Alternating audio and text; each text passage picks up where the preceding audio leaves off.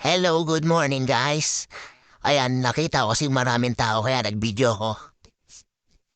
Tapos nung nalapit na ako, narito ko, ayan, may nalaglag. May nalaglag sa gutter. Owner na may hila-hila ang reaper. Yung reaper ba, yung tinatawag nilang mamaw? Mamaw ba yun?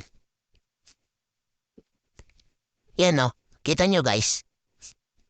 Kawawa, yung driver dyan, sigurado na may problema yan. Iniisip niya kung anong mangyayari sa kanya. Sasabihin ng bossing o may-ari ng reaper.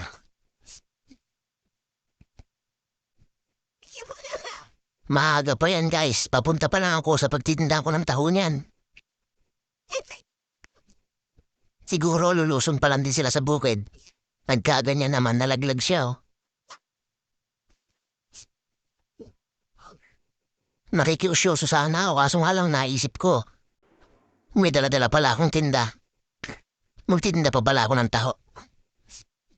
Kaya naman, exit na tayo guys. Punta na tayo sa talagang trabaho natin. Kaya, sige na, babush!